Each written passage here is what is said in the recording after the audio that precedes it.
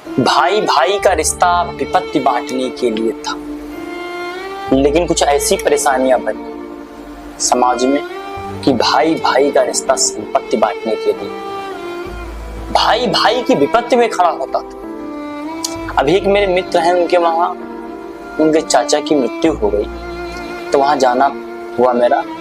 तो मैंने देखा तो उनके ताऊ आकर के और उनकी चाचा की जो डेड बॉडी थी, मृत शरीर था, उससे लिपट लिपट कर रो रहे, कह रहे कि एक बार गले तो लगा लेता, हे छोटे भाई एक बार गले तो लगा लेता। और वहां पर जब पता चला, मैंने पूछा तो पता चला कि इन लोगों की लगभग 15 वर्ष से बोलचाल नहीं थी, एक दूसरे से मिलते नहीं थे। अब आप बताओ, आप सभी लोग, कि जीवन में क्या भाई से बड़ा कोई रिश्ता भाई के लिए, कि भाई मर गया तब तुम चिल्ला रहे हो कि मुझे गले नहीं लगा। कितना भी बैरी भाई क्यों ना, भाई भाई की भुजा होती। और ऐसा क्या कर दिया तुम्हारे भाई ने तुम्हारे साथ, इसकी इतनी बड़ी सजा कि तुम 15 वर्ष उससे नहीं। अब भाई का प्रेम आपको आज पता चला,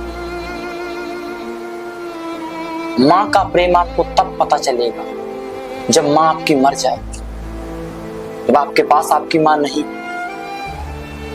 माँ का चेहरा आपको संसार में जीवन में कई बार मिलता, माँ बहुत सारी मिल जाए, सब लोग कहने लगे कि मैं तुम्हारे मम्मी पापा ही, कोई बात नहीं बेटा वो मर गए, भूलना, ये मत सोचना कि तुम्हारे माता पिता दुनिया में नहीं, मैं तुम्हारे माता पिता का फर्ज निभाऊंगा। लेकिन माँ का वो चेहरा कोई नहीं बन पाता।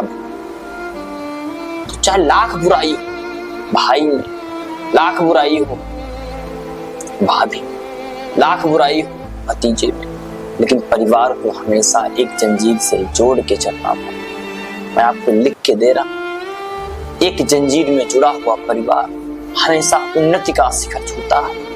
अगर आपने अपना परिवार तोड़ लिया, भाई भाई अलग हो गए, चाचा भतीजे अलग हो गए, एक दूसरे का प्रशंसा करने लगे, ईर्ष्या करने लगे एक दूसरे के, आपको बताए दे आपका परिवार गर्त में चला जाए।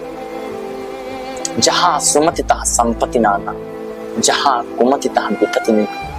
गोस्वामी तुलसीदास जी ने, जहां सुमति होगी वहां संपत्ति आएगी, और जहां कुमति होगी वहां सिवाय विपत्ति के अलावा दूसरा कोई नहीं।